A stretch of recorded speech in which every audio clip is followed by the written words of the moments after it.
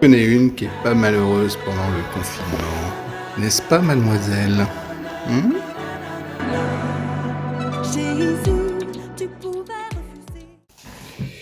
Et nous voilà déjà au deuxième dimanche du reconfinement. Je crois que nous ne sommes pas faits pour rester seuls, mais pour être en relation, et cela nous est pénible actuellement.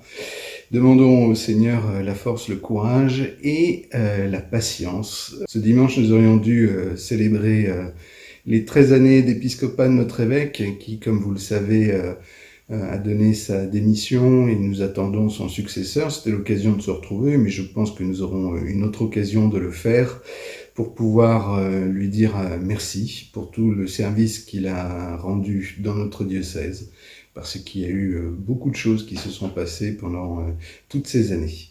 Aujourd'hui aussi, c'est la journée mondiale du pauvre, ou des pauvres, comme vous voulez.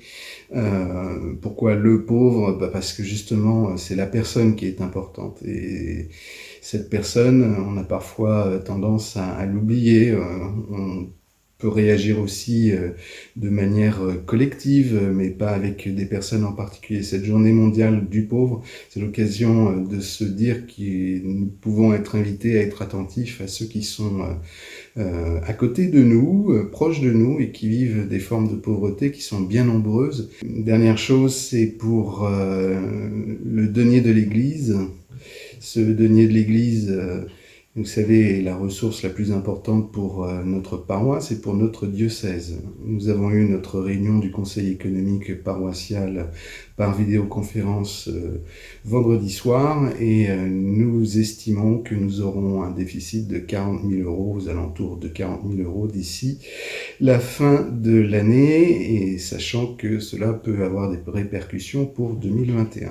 Aussi, si vous connaissez des personnes qui ont 40 000 euros à donner, n'hésitez pas, ou alors plus prosaïquement, se dire que si chacun fait un petit effort, nous pourrons peut-être réussir à au moins équilibrer les comptes cette année et ne pas gréver ceux de l'année prochaine. Vous avez la possibilité de faire ce don par chèque en envoyant à la paroisse, par internet, ou bien sur la borne qui est à Saint-Jean-Baptiste, dont voici un exemple d'utilisation.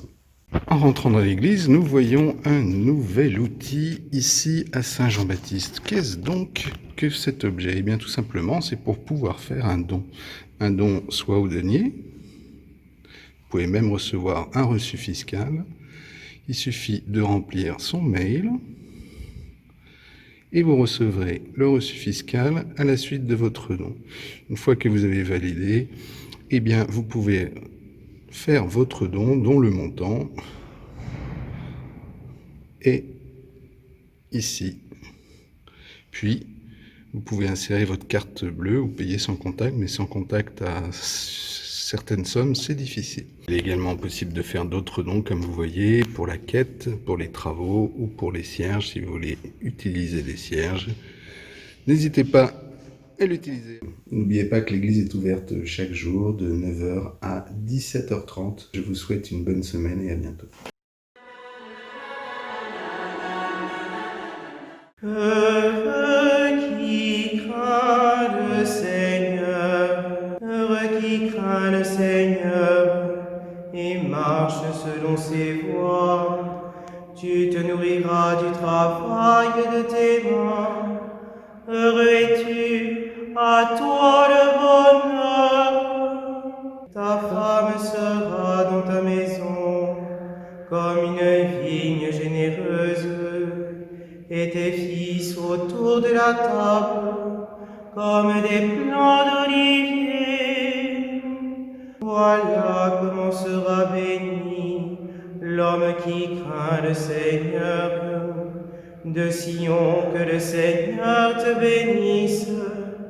Tu verras le bonheur de Jérusalem tous les jours de ta vie. Heureux qui craint le Seigneur. Évangile de Jésus-Christ selon saint Matthieu. En ce temps-là, Jésus disait à ses disciples cette parabole. C'est comme un homme qui partait en voyage. Il appela ses serviteurs et leur confia ses biens. À l'un, il remit une somme de 5 talents, à un autre 2 talents, au troisième un seul talent, à chacun selon ses capacités. Puis il partit. Aussitôt, celui qui avait reçu les 5 talents s'en alla pour les faire valoir et en gagna 5 autres.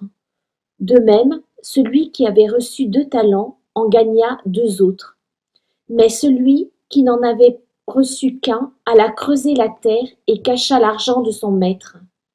Longtemps après, le maître de ses serviteurs revint et il leur demanda des comptes.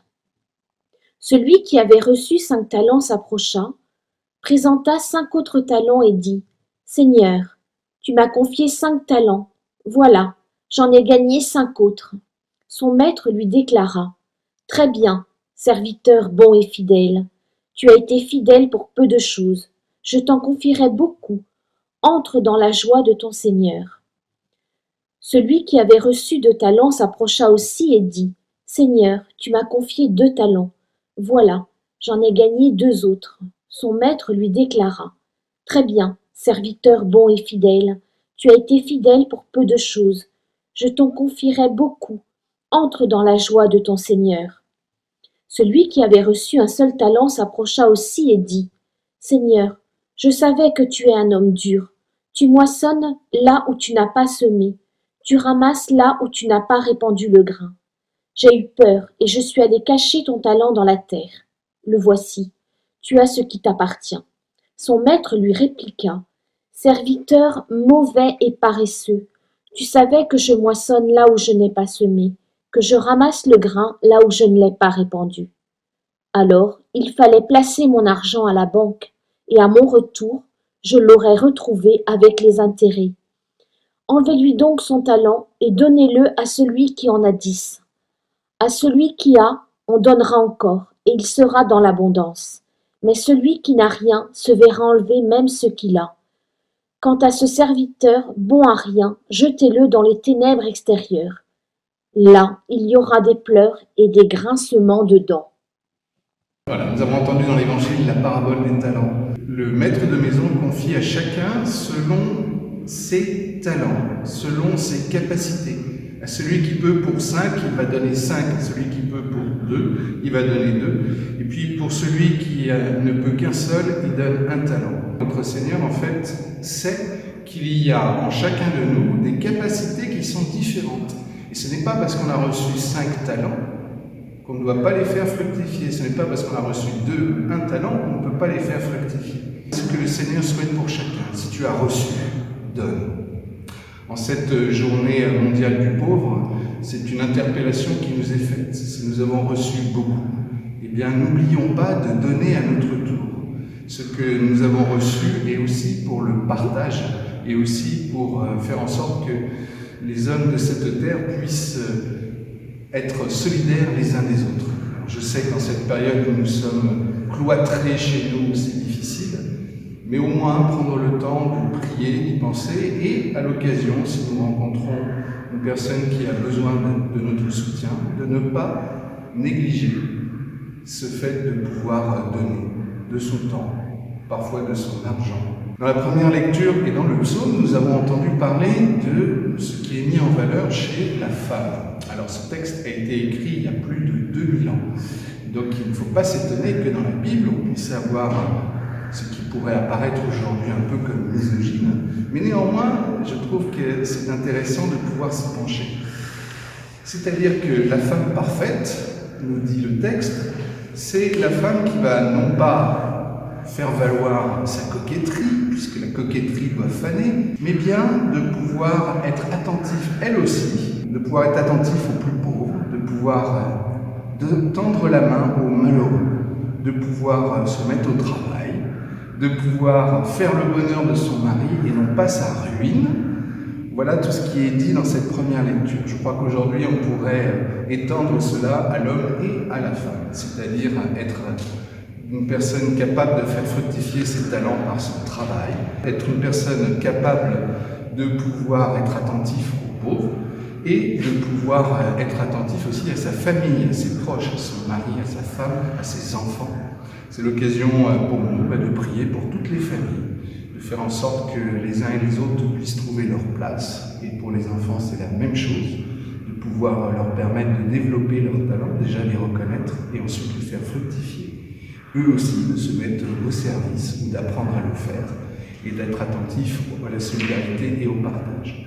Ce qui me permet de remercier ici, notamment nos équipes de catéchistes et d'aumôneries qui continuent à faire du temps avec nos plus jeunes, notamment à travers des vidéoconférences. Bien que le Seigneur nous bénisse chacun et qu'en ce temps de confinement ne nous fasse pas oublier ce qui demeure essentiel.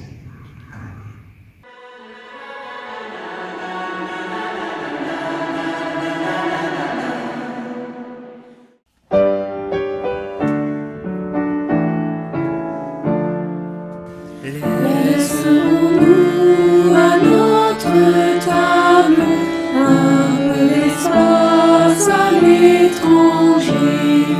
Trouvera-t-il quand il viendra un peu de pain et d'amitié? Ne laissons pas mourir la terre, ne laissons pas mourir le feu. Tendons nos mains vers la lumière pour accueillir le don de Dieu, pour accueillir le don de Dieu. Laisserons-nous à nos paroles un peu de temps à l'étranger? Trouvera-t-il quand il viendra un cœur ouvert pour l'écouter? Ne laissons pas mourir la terre, ne laissons pas mourir le feu. Tendons nos mains vers la lumière pour accueillir le don de Dieu, pour accueillir le don de Dieu. Laisserons-nous à nos églises un peu d'espace à l'étranger?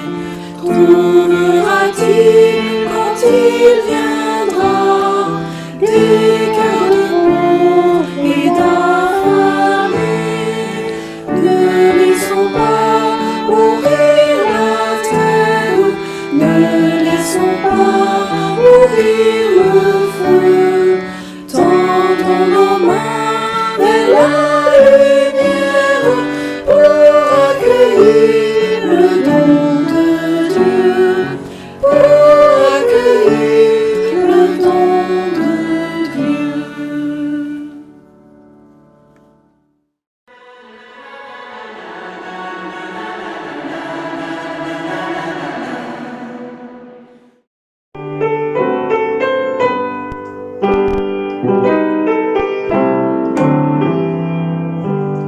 Entends, Seigneur, la prière qui monte de nos cœurs. Pour tous les bénévoles qui, au sein des associations, continuent, malgré le confinement, à tendre leurs mains aux plus démunis. Donne-leur, Seigneur, l'énergie et la générosité pour restituer leur dignité à tous ceux qui en sont privés. Seigneur, nous te prions. Entends, Seigneur, la prière qui monte de nos cœurs. Pour que l'Église tende la main aux autres religions, donne des paroles de paix et d'espérance, afin de lutter contre le terrorisme et la haine. Seigneur, nous te prions. Entends, Seigneur, la prière qui monte de nos cœurs. Pour que chaque membre de notre communauté paroissiale sache vivre personnellement la pauvreté évangélique, afin de mettre les pauvres au cœur de leur vie par l'accueil, l'échange, le partage, la main tendue. Seigneur, nous te prions. Entends, Seigneur, la prière qui monte de nos cœurs. Pour que les personnes en situation de précarité, les victimes économiques de la pandémie, trouvent des mains tendues pour les aider aussi bien matériellement que spirituellement. Seigneur, nous te prions.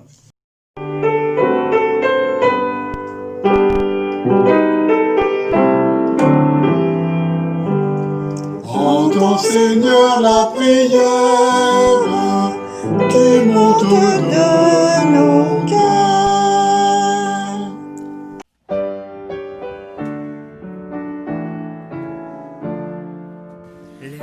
Laissons-nous à notre table un peu d'espace à l'étranger.